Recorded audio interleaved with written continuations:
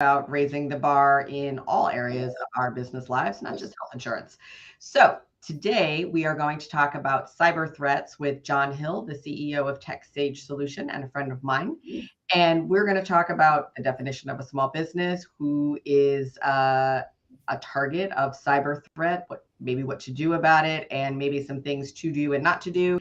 And my favorite topic, compliance. I know it makes so many people run, but it is probably the backbone of everything and will generally keep you out of any trouble. So we're going to talk a little bit about compliance. And here we go. John, thank you for joining me today. Well, thanks for bringing me on. It's great to be able to get with you. And the topic you brought up is excellent because small business are very vulnerable these days. Mhm. In fact, most small business owners don't think that cyber criminals have any desire to have anything to do with them, and And that would not be correct. that would not be correct. Nothing further from the truth, because the cyber criminals really focus on small business because small businesses typically don't have much in the way of cybersecurity. They don't have things that compliance would drive as far as having controls in place. And so it's very easy in most cases for a hacker to get some kind of, usually it's a web bot, and to come in because it's all automated now. Mhm. And in fact, 1 in 5 small businesses fall victim to cybercrime every single year. And that number has been growing over the last several years. So you do need to be aware, and there's things that need to be done to really help the business to be protected and be safe. Can we talk for a minute about some of the things that trip people up? We're small, but we're relatively savvy. We don't just go randomly clicking on things that we don't know what they are. But we've had more than one occasion in our office where one person has called another and said, could you look at this? Because this seems a little strange to me, because it looks remarkably like somebody we would receive a secure email, a DocuSign, a link, but something is just a tiny bit off. Well, and that tiny bit off is the key there, because uh, phishing emails, for instance, which is an email that comes in that's got a bad link of some kind that you could click on and it could capture information. It's widespread now. It used to just be some emails, but now they're sending texts with Mhm. bad links in them that if you click on it, uh, the cyber criminal can actually gain access to your entire phone, for instance, and all the information on your phone. Because typically we don't have a lot of protection on our cell phones now. I've got at least some basic antivirus and some things like that on mine, Sure. but But I a don't. lot of people don't even think about that, I have a and passcode. and that's a help. You should always have at least a passcode on the thing, but it's better if you have some other protections that are now available with cell phones, like antivirus. I know WebRoot has one, McAfee has one. There's several of those well-known companies that do have an app to put on your phone that will help protect it. The phone security is still not as good as the regular security on your computer that you can put into play. What do you do if you have clicked a link that maybe you shouldn't have? Well, your best thing is to immediately disconnect, uh, preferably even shut down your computer, because quite often it'll start downloading something, Mhm. but it may take a brief period of time. But if you realize you've clicked on something that you probably shouldn't have, just because you weren't thinking about it, the sooner you disconnect from the internet, the better off you are, because a lot of those require a connection back to a control server somewhere up in the cloud that guides it on what to do and what data to collect. So that's the immediate thing, is completely disconnect from the internet, at least, if not completely shut down your computer, and then bring it back up. And hopefully at that point nothing's happened, but you'll usually see something. Not always. They got some really stealthy stuff, but there's usually going to be some kind of indication something's acting strange, or something that you can notice. But at that point, though, if you've done something like that, it might be good to get with a computer professional Mhm. to have them take a look at it, run some scans on it, just to make sure that there's not something embedded there that's been been installed from that connection. Is it often possible to remove whatever has been embedded? It is. It is. In most cases, it is. In some cases, it's just a matter of deleting a file of some sort. Other cases, it's more elaborate to where you actually have to run some cleaning tools to actually clean that. I want to go back to something that you said a little bit earlier, because I think it's really important to talk about. I have this vision in my head of hackers all sitting in a room. And I don't think that that's the case anymore. I think that this is mostly algorithmic and bot driven, and that's why small businesses are so vulnerable, because a bot and an algorithm have no idea how big a business you are. I also think that small business is relative in term. True, true. And you're right there. The development of these bots and these scanning tools and different things that can just be automated to where you don't have to have that live hacker sitting there. You know, everybody thinks of the hacker as in a dark basement with a computer screen and a Yep. hoodie Uh-huh. and well, maybe that's true in some cases now. Typically, it's not. Typically, it could be a kid next door from you. It could be uh, a whole room full of cyber experts that are exploiting things from some other country. That's where a lot of our exploits are coming now, is from China, Iran, and Russia. Mhm. You know, some of those countries now, especially since the war kicked off in the Ukraine and all that, and we support them. The cyber attacks have been coming in from that really steadily. But that's the key there is just it's all automated, so it can be hacking you at midnight, you know, and you won't know anything about it if you're asleep. So yeah, that's why you really need to have protection. You really need to make sure that the updates, you know, we're always annoyed at the Microsoft updates because they always come up at some inconvenient time, right? Yep. But those help to protect us. And if we look at any of the compliance platforms, even for your cyber insurance, uh, they do require you to be allowing all those patches to happen. I think that's a good place to talk to transition to talking about compliance. There are regulations about how you have to protect data, use data, that apply to all businesses, not just large businesses. And I think, in my world, in the health insurance world, the smaller employers are the ones that have the most trouble because they have the least internal resources. And I suspect the same with cybersecurity, is that most smaller employers don't have a lot of internal resources and have some exposure they don't know. Well, that's definitely true. And you know, nowadays there's some fairly inexpensive protections that can be put in place that most of the small businesses don't do either.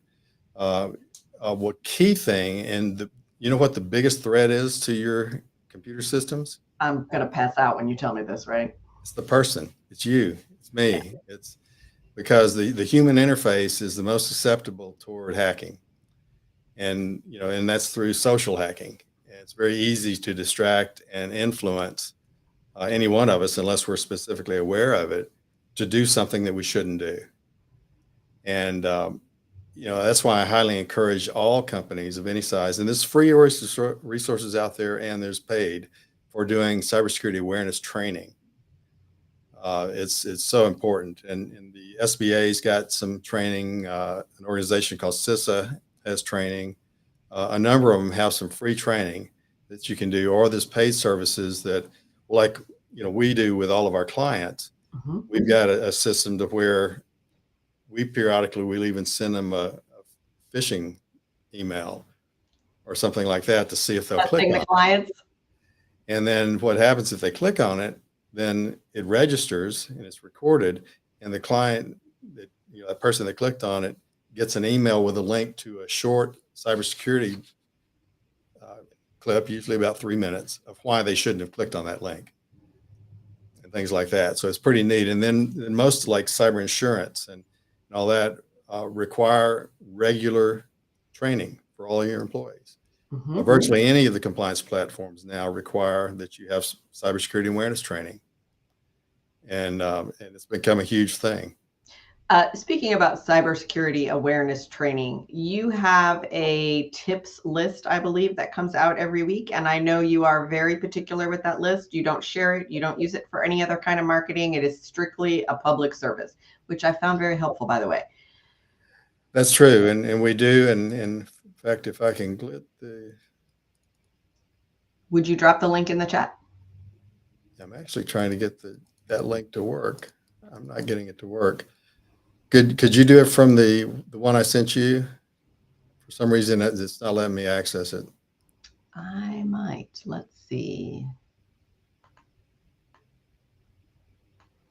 And if not, I can just tell everyone, but it's easier. I got it, and I am putting it in the chat. Nope. I'll post it in the chat when we wrap up. Okay. Now, what this is, like Allison said, it's every Friday we send out this, and we've got several hundred people on the list at this point.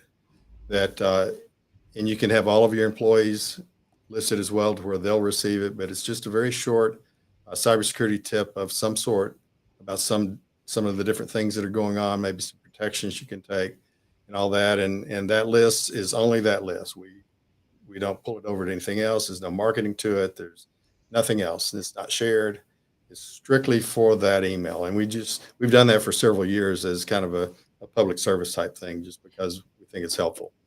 What I notice in that email that there's a lot of discussion about passwords and things to do with passwords. Reusing passwords is problematic. Using a password that you know in your head is problematic because it's somehow related to some information about you that may be floating out there a little bit. Can you talk a little bit about how both an individual person as well as an organization can manage passwords more effectively? Because you need a password for, you sneeze and you need a password today. Exactly. And now what we're recommending now, because you're right, everything requires a password, and most require, well, they don't all require, but they should, a complex password. And everybody's going to be floored with this because it's difficult to remember these. I know, because I've got a bunch of them, but you should have a password of at least 12, 13 characters. And it should be complex. But you can do that with different, make a sentence and take the first letter of the word in each sentence, or different things to help you remember. But the biggest thing, since we have so many these days, is a password vault. And there's several of them that are really good out there. They're not incredibly expensive. It is an expense, but we use one called Keeper. There's LastPass. We use LastPass. And that's a good one. There's a number of them out there, and they're not extremely expensive, but they're well worth it because it protects those passwords, and you can remember, to click here and get in. Yes. And one of the things that we like about it is we have an internal team and we have an external team. And for our internal team, we will typically allow the recipient to see the password. For our external team, we do not. And we've found that is helpful to us. Often we exclude our external team from any, PHI or anything like that. Regardless, we don't allow them to see passwords, and that is much more marketing kind of graphics, that kind of function. Sure. But we don't, and we found that to be a good practice, particularly because the bulk of those people are not domestic. And we do something similar. We've got the masking that goes on that we can share access, but not the password. So that's a huge step up in the security arena, because it really helps to secure those passwords. So I highly recommend that. And there's a lot of them that are commercially available. If you work with an IT provider, they should be able to provide that for you, and at a cost. I don't really recommend the free ones. Some of them seem to be pretty good, but I get mixed reviews on them. So I really don't recommend that. I recommend a reputable, established company that's doing that.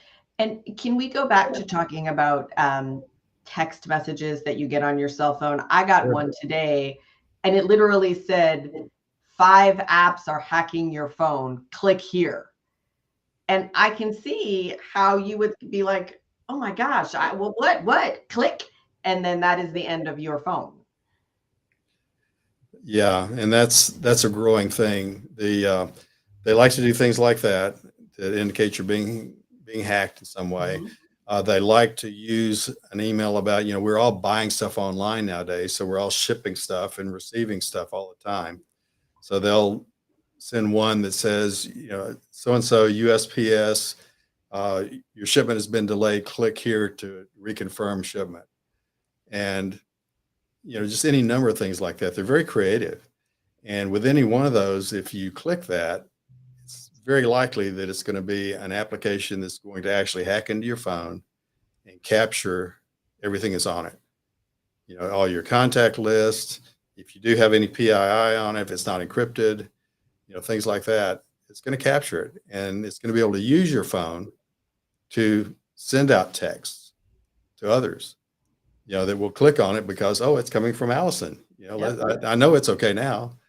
And but they're spoofing all that stuff now. So any text, in my opinion, now this and a lot of opinions of others that I talk to, any text that you get, if it doesn't come from someone you specifically know, you should receive potentially one, not just one that's not titled or anything. But also, before I'd click on something, I would kind of make sure that that person actually was sending me a text or that we're supposed to. Typically, if I get an unidentified text, I delete it immediately. It's there's no clicking, no touching, just delete. Because I'm a little paranoid, um, just a little. Probably with reason. Just based on what we do and all the stuff that we see out there. Is delete a sufficient response? In most cases, on a cell phone and really on a computer too, for something like that, delete, but then reboot. Because Okay. that way, if anything's captured in the memory system, that reboot will typically flush that out. And also, if there's any kind of persistent connection that's been established on that through some way, that'll cut that as well. So that's typically pretty good. I've not seen a lot of impact for, once people do that. How do you handle that when you have company phones and not necessarily a personal phone? I would assume that the practice would be the same, but the ramification can be a fair bit larger. Well, it can be. And if you really are suspicious of something like that, if the phone does seem to have been compromised, normally the best thing to do is actually do factory default setting, take it back, wipe everything. That's why you should have your phones backed up too. Be backing it up to, if you got a Dropbox account, you can back up phones to Dropbox. You can back them up to the iCloud if you've got an Apple device. And there's different backup scenarios, but you should really back up your phone regularly to where if something was to happen, if it was to get stolen, even, Mhm. you can immediately have it basically canceled and wiped. And you should restart your phone fairly regularly, and you should also do all of the updates, correct? I know that seems silly to ask, but I know a few people are like, I'm not updating. These days, years ago, I would have said, it's not as critical, but with the threat landscape that being is the way it is right now, uh, I would make sure you apply any updates that come in as soon as possible after they come in. I know sometimes it's annoying, and I get annoyed with it too because I'll get one and it's like, "How you want to update?" And I'll say, "No, later," and I may do that 2 or 3 times, and finally it'll say, you're going to update." So, if I forget, and typically it does it at the most inconvenient time. Of course. So, so yeah, but those for the phones have been pretty effective to just do those things. And What are the things coming on the horizon that we should be on the lookout for? gosh, there's a lot of things going on with social media. Um, a lot of things that really, if an account's been compromised, there's some softwares that can, if you're logged onto it with your computer, for instance, download onto your computer. There's just a wide array of things that have been happening that a lot of us haven't known have been happening for a while. But like there's the deep fakes situation and AI coming into place. AI can now do all kinds of stuff that will impact your computer, your phone. It can create artificial scenarios. It can create you wearing a Santa hat, for instance, and saying something really ugly out and posting it on social media. Yeah. Um, they've got a big thing now with where they can capture maybe a snippet of someone's voice, and by using AI, they can actually generate voice strings. In fact, there was one. It was several months ago that there was a supposed kidnapping where some criminals got recorded a little girl's voice and through somewhere. I don't know if it was at a store. I didn't see that part of the story, but and they used it to string together some words to where they then in turn called the mother Oh my gosh. and said that they had the child, and the child came on, mommy, they've got me, and that sort of thing, and she was scared to death. Well, meanwhile, the child was perfectly safe where she should have been, but the mother didn't know that at the time. She just had this voice, and it's it used the child's voice and just recreated an entire voice string to try to do something like that. And a lot of the stuff you see on social media is false. It's been created by an AI component. It's taken some stuff and specifically inflammatory. So those are the big things, is just the modeling of us, that social modeling, to where it makes us mad, or it makes us happy, or it makes us complacent, or any number of things. And they've gotten a lot of expertise on it, especially with the AI impact. And that's where I think the biggest impact is going to be, because it's going to be more of that, especially coming into an election cycle. It was bad enough last time. You're going to just be amazed at how bad it's going to be this time. So is it generally a good rule of thumb to say that if you see something and it makes you really, really angry, you should look twice? You should really strongly think about, before you have any kind of response to something, if you look at it, just think about it and maybe ask somebody else some questions about it or something, because a lot of it's not going to be true. A lot of it's not true right now, but it's specifically designed to focus us in certain areas, like to be mad at, another party in the political arena, to think that they're crooks, or, any number of things like that. Is all taken from the slightest indication of something going on. The bad guys can take that, feed it through AI, and create a whole scenario that they follow up on and really try to inflame everyone's opinions. So by something going on, you meaning if you're hovering over something, if you're clicking to read something, if you're clicking through on a link, and that a lot of that is on social media. So I see a Facebook page, I'm a little irritated, I want to be a little more irritated, so I click to read it. And then I click something else, and then I get more of it because I've done that. Right. That's right. It's a whole feedback process that social media all does, both for good and for bad. Right. And that's just like if you use Alexa, and a lot of us do, but I do. It listens to you all the time, 100% of the time. And that's why if you are having a chat with someone that's within earshot of Alexa, suddenly you'll start receiving on your cell phone, on Facebook, you'll start receiving ads, and you'll get texts as a result of it. I was on the phone with a friend of mine in another part of the country who, of all things, liked my suitcase. So he called me. His wife needed a new suitcase. He wanted to buy her one she would like for Christmas. And so he called me and he said, "What is the name of the brand of that suitcase? I want to buy one for blah, blah, blah." And I didn't get that out of my mouth, and he already had an ad. It was remarkable. Yep. And a little scary. Well, it is, because there's really not a lot right now that you can do to filter out Alexa except turning it off. And same way with I don't even know Siri. how to turn it off except to unplug it. Pretty much in most cases, that's the biggest thing. But you run into that with Siri, with any of those applications. All that information, they're just sitting there listening all the time. gathering information and sending it to the servers where it's parsed with AI now, and ads are generated and sent back, or other things, maybe less desirable than ads, that would come back to you. So, so yeah, the key is right now the threat landscape is really bad. In the holidays right now, it's terrible. You just got to be careful with everything you do related to your shopping, because even if you do something on your cell phone, that information might be captured. If you're even talking about it, in some cases, some information will be captured. So anything you don't want widespread, with a lot of people that you don't want knowing about it, having it, don't say it in front of your cell phone or Alexa or any of that.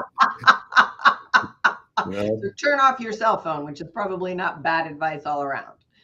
That's it. In fact, I've got a friend that he's so paranoid about it. He keeps a transmission-proof bag that he keeps his cell phone in that blocks signals. So unless he specifically wants to use it, he'll pull it out of this sealed bag. I would imagine there are a number of people like that. So yeah, and that's about the only way you can do it. In some way where it can't hear you, and it can't transmit, it can't receive anything. That's the way to go. So before we wrap up today, if you are a small business, what are your 3 best tips for being a little bit more aware of and combative of cyber threats? Well, one thing is one of the first things I said, and that was, be aware that it's happening. Okay. And then next is cybersecurity awareness training. The trained, educated person is going to make less mistakes. And that's what cybersecurity awareness training does for us, is it helps us to have those potential mistakes demonstrated, so that we know if we get that text, or if we get that email, or we go by a website and something happens, we know to immediately kill the connection or do something about it, not click on it at all. I would say, and this is really according to the Center of Information Assurance, you should use multi-factor authentication especially on any of your business stuff. If you got a business network, if you got business server, use multi-factor, 2-factor authentication, and that's also something that most of the compliance platforms require, as well as the cybersecurity insurance platform. So make sure that you've got that. The hard to guess passwords, long, hard to break. Although AI is doing a pretty good job of actually capturing some of those on the dark web, and that are actually encrypted, and decrypting them and providing them for the people that sell them. So AI is changing the field on that a little bit right now. That's a fairly new development. That's very scary. Yeah. Yeah, it's all very scary. Everybody needs to be just a little bit paranoid. But multi-factor authentication, strong passwords. I would highly encourage any business to have a third-party cyber assessment done of some sort. And there's various levels of assessments. There's some that you can get for free. Some, do cost, but they're not exorbitant. But that's the only way you can be sure if your company's pretty safe. If you've got enough cybersecurity in place, if you've got a firewall, if you've got antivirus, if you've got multi-factor authentication, a lot of those things.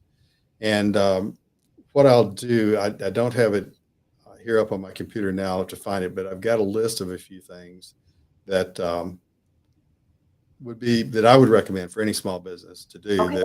That are real expensive, and I can get it to you, Allison, and you can get it out to everybody. But yeah, there's a lot of inexpensive things you can do. Don't think cybersecurity is just this huge, massive thing that you can never do because it's way too expensive. Yeah, it can get expensive, and we've got way more cybersecurity than anybody I know for our company. But we feel like we need to be well protected since we work with a lot of other companies. Sure. So, but I'll put together a list like that and get it to you, Allison. That would be great. And then if you are an individual, because we have lots of individual people that listen as well. And I think it all starts with a person, right? Like you can have great company policies, but a human is a human and they're not machines, last time I checked. So the three things that an individual person should do to make sure that they don't get hacked as much as they can. Well, and some of that's the same thing. You know, as an individual, you should use multi-factor authentication. You should use and there's free versions and paid versions of virtual private network software that can help you as far as, you know, if you're at that coffee shop trying to do a little shopping, you know, at least if you can use a VPN, that can make it harder for the trackers to get to you and all that. Make sure you've got antivirus. You know, that's something that everybody can get. It's going to cost a little bit, but it's A little bit. it's not very expensive anymore for that. You know, if you get to the upper levels of the extended security, it can be fairly pricey. But yeah, everybody can afford to have, you know, antivirus on their phone, on their computers, not just the free stuff that came with the computer when you bought it that expired 3 years ago. That doesn't work.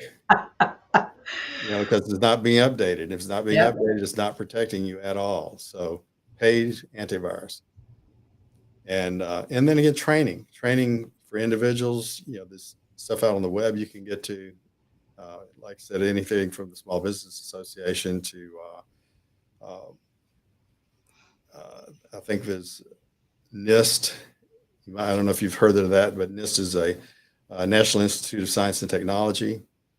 But they've got some free stuff there. CISA has some free stuff. So there's a number, and you can do a web search on it for, you know, cybersecurity awareness training. And be careful what you click on. Exactly. But you know, that's really the biggest stuff. And let me see something that oh yeah, and if a link gets sent to you and it seems suspicious, you know, if you're expecting an email from Visa and it's VISAA, don't open it. Think twice about that, because that's bad in most cases. Yeah. You know, so if a URL looks a little weird, don't click on it. You know, just don't do it, because chances are it is bad and there's something bad at the other end of that click. All right. I think we'll leave it there today. Okay. Key takeaway: don't click stuff you don't know on your phone or on your computer. Because humans are the weakest link. Yes, humans are the weakest link. So thank you so much for doing this for me today. I will get the tips out and we'll drop a link if you want to get the weekly the weekly cyber tips for how to protect yourself. We'll get those out as well. And thank you very much for joining me. Great. Well, thanks for having me. I enjoyed it. Thank you.